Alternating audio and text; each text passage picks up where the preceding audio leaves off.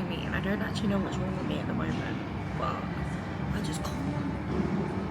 I don't know if I can't get into books or if I'm not picking up the right books. I've been trying to fill the hole that is heated rivalry. It's like this. That's the hole that heated rivalry has left in me. It's pretty loud here, so I don't know if you actually can hear me. I'm probably rambling for no reason, and I'm pretty sure people are watching me, but this is exposure therapy.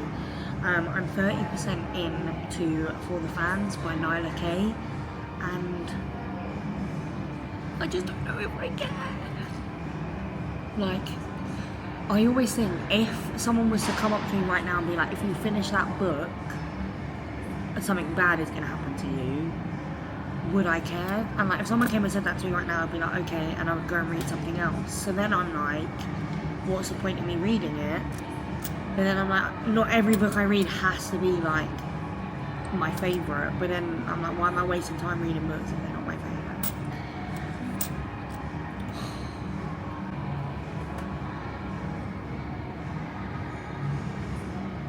I think as well, I don't necessarily have a book that I want to read. So I'm like, well, what if I soft DNF this one? Is there even anything that I want to read? No. So I may as well finish this one. But today I really want to just try and get through as many books as possible. I just feel like I've been slacking, and I want to start January off strong. I want to start January the way I mean to go on for the rest of the year. But then if that means DNFing books that like aren't my favourite books, then so be it. Let me talk about my book for a little bit, see if that like inspires me.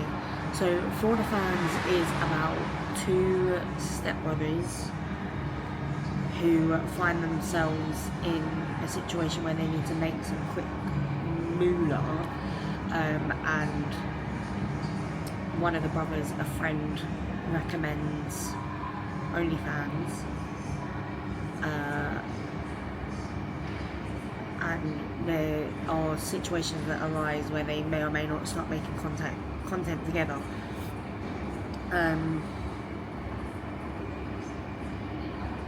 I just don't know if I care right now. I think the reasons that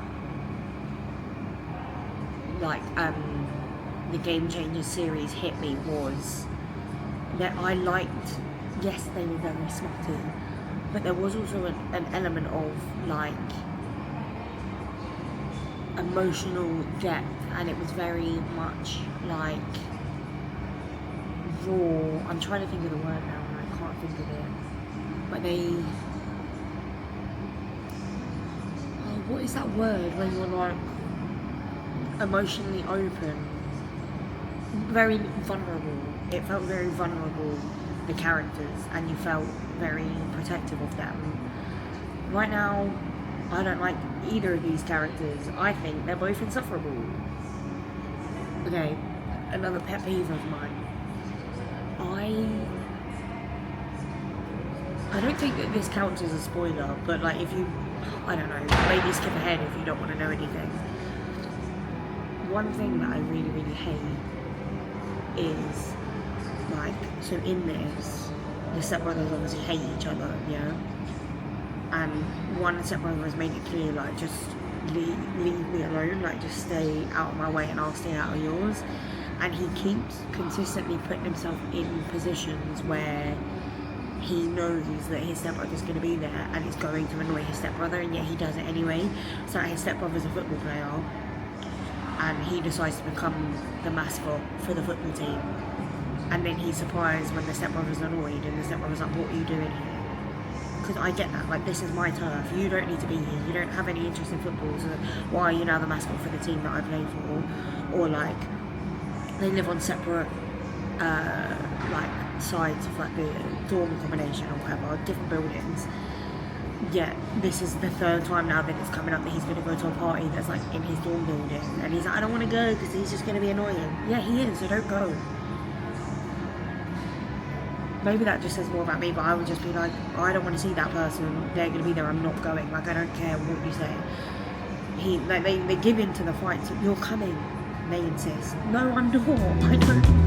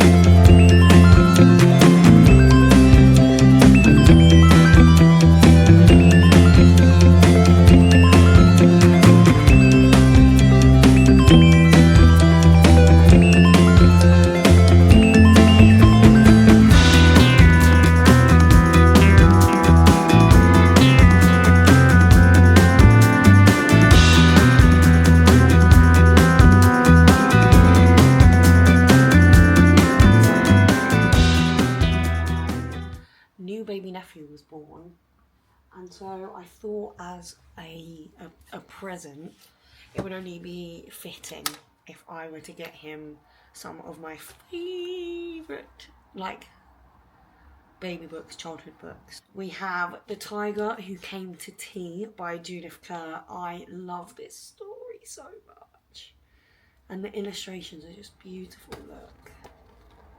Oh. Then, of course, we have The Very Hungry Caterpillar, a classic. Again, I just love all the bright colours. Oh, look. We also have The Gruffalo's Child, just because I feel like iconic. 20 years of the Gruffalo. Oh, look at that.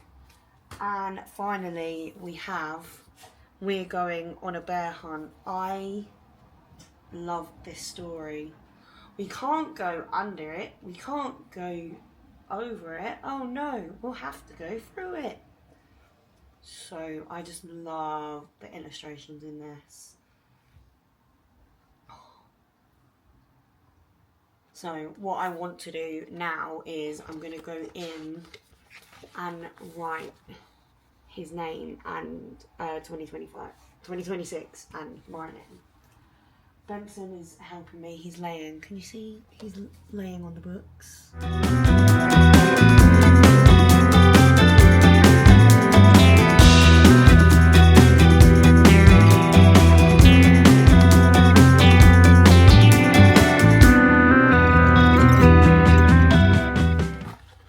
How cute. That's ready now for Lee.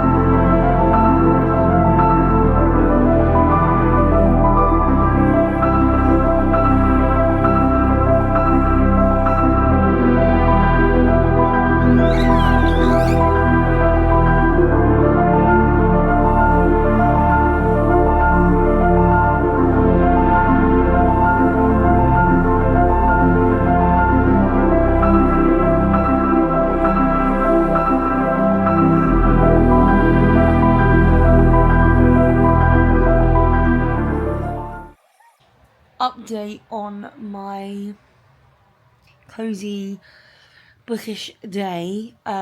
It's now like 4:30. I read for ages and then I made some food and I had to go and run some errands. I'm 82% into For the Fans, and while it's not my favourite read, I am enjoying it more now that I've persisted with it. And I think that this just affirms to me that, like, with the way that my brain works, I do sometimes just have to, like, force myself to get in a little bit. But yeah, I'm enjoying it so far, and I'm now more invested in the characters and, like, seeing where it goes. So I am glad that I persisted with it. I don't know what I'm going to read next, but I know that I need to swap out my SD card. So I'm going to probably finish this book, swap out my SD card, and then read something else for the evening. I'm just bed rotting, as you can see.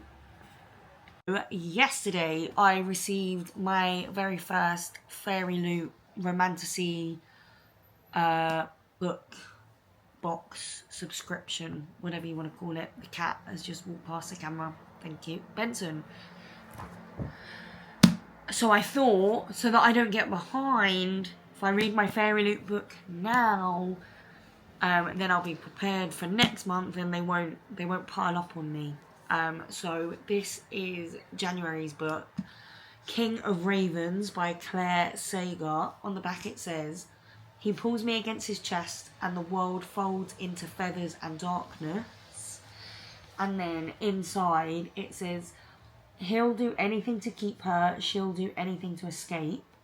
Rhiannon is dying of what she doesn't know. Kept protected by her family in their clifftop home, she spends her days searching for a cure.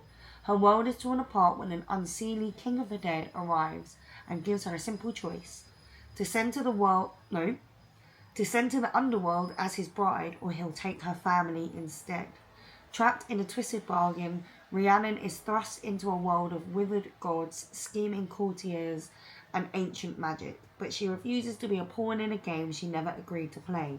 Her new husband is powerful, cold, and infuriating, and she is determined to hate him. But in a court where beauty masks cruelty and every promise has teeth, hatred burns slowly into something else, something dangerous, something that could undo them both.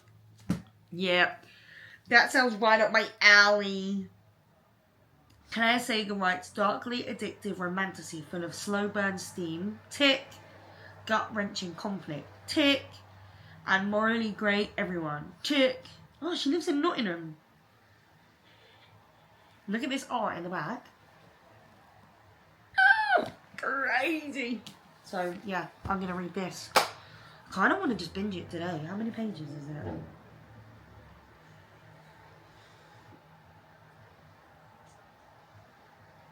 $480 pages. Chat, do you think I can do it? Put W's in the chat if you think I can do it.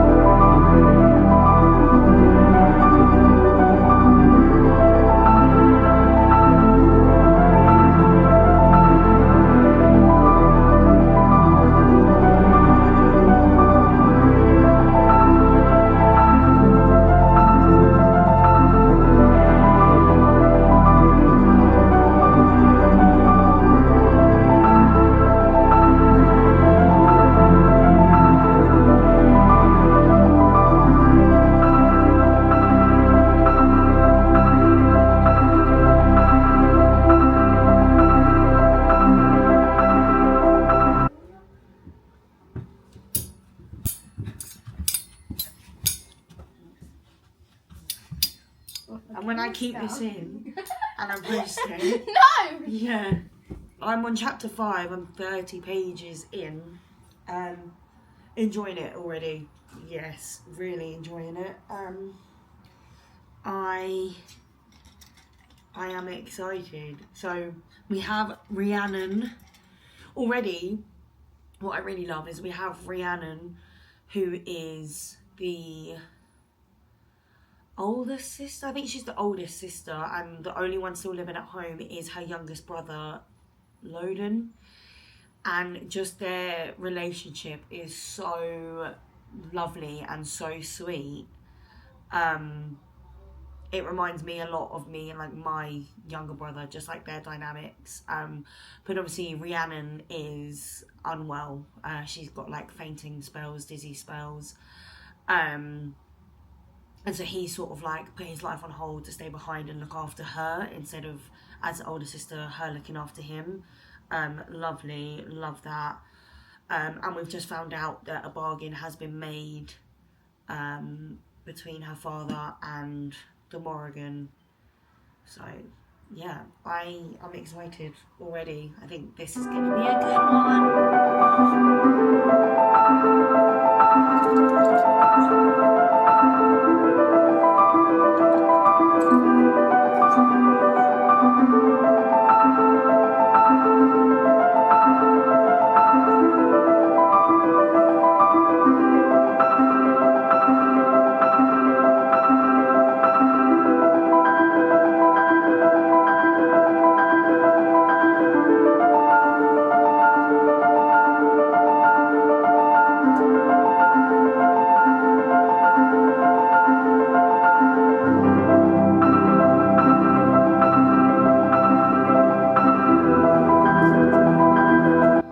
You'll have nothing to fear from me if you come willingly like a good girl.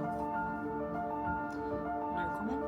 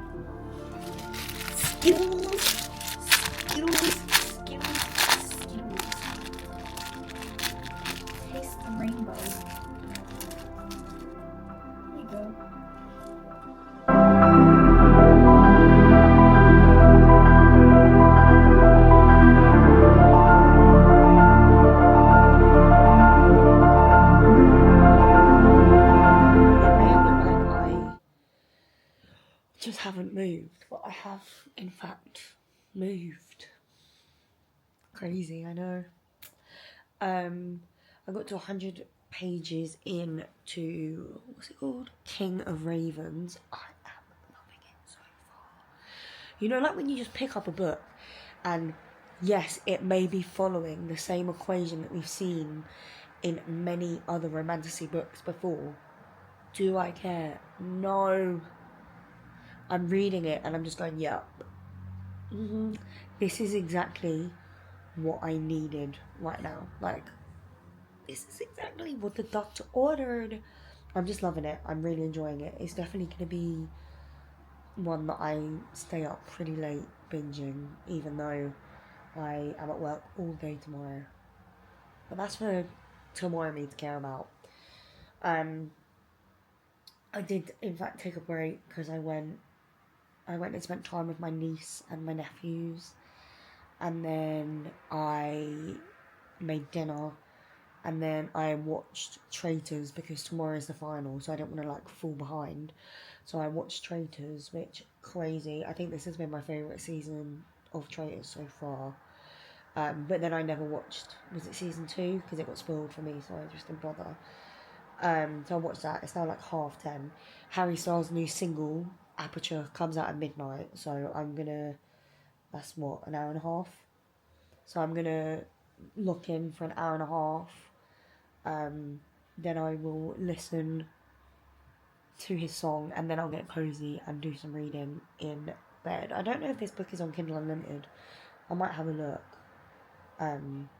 just in case I don't fancy reading a hardback in bed. I stare. He expects me. Wait, I was about to read that with no context. I was just about to read. I stare. He expects me to ride it with no context. Let me give context.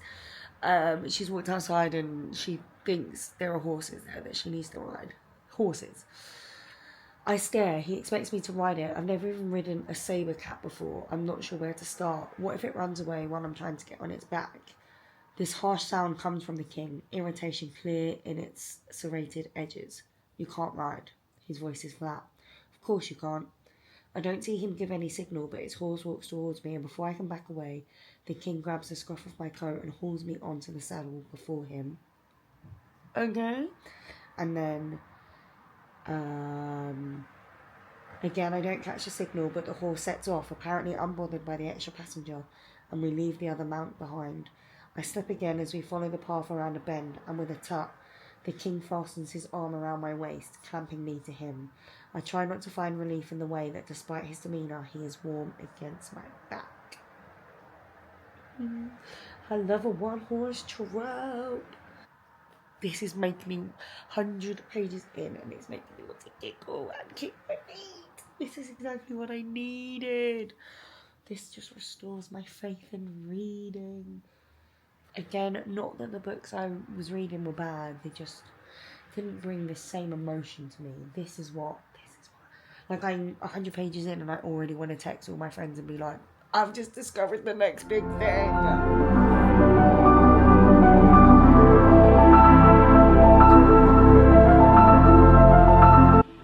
The king's hold around my waist tightens, merciless.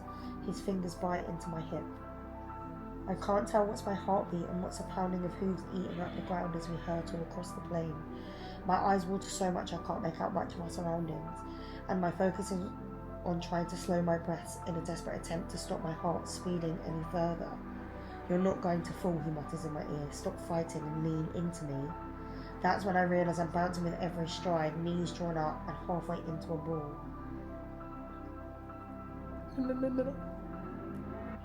I think what helps with this as well, and I don't think it's a spoiler because it's on the blurb, but she's sick, like she's not well, and when she gets into the Fey land realm, she's told that like showing weakness is a curse, and that you need to be careful showing weakness because the Fey just don't accept, they prey upon your weaknesses, something like that. And obviously she's sick, but she doesn't want to tell him that because that's a weakness, and she's worried that if she can't fulfill the bargain, then that could come back onto her family. So we know that she's sick, she's hiding being sick, and he doesn't yet know. And I love that like tension building of like, oh my god, when he finds out, you just know that scene is going to eat. And it's the slow build up of like, I don't know, her like being out of breath here, and you're like, oh, he might, are you alright? Like, what's going on? It's that slow, like slowly chipping away, and you know you're getting closer to the Holy Grail, because you know that that's going to be a good conversation. It reminds me very much, I think one of my favourite quotes, it's not even a book quote, is from Doctor Who, and I feel like I am constantly chasing that high, and the quote was, do you think I care for you so little that betraying me would make a difference. Do you think I care for you so little that you betraying me would make a difference?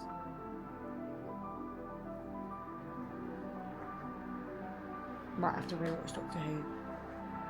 And I love when grumpy men care. And I don't mean grumpy in... I feel...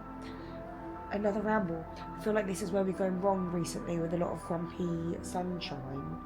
And it's not even that I want the girl to be sunshine. I love the FMC in this. I love her internal monologue. I love the way she thinks. I love the way she acts. Like, I'm very much aligned with her. But I don't need the female main character to be sunshine, because it's a lot of work being a woman, and it's not possible to be sunshine 24/7, so I'm not looking for that. But what I am looking for is the right level of grumpy in a man. Not grumpy in a, like... I don't even know how to explain it. But this main man character is standoffish in a way of, like, I'm a king. This is who I am. Not grumpy in a way of like, I've been doing wrong by the world. Yeah. I don't really know where I was going with that. Anyway.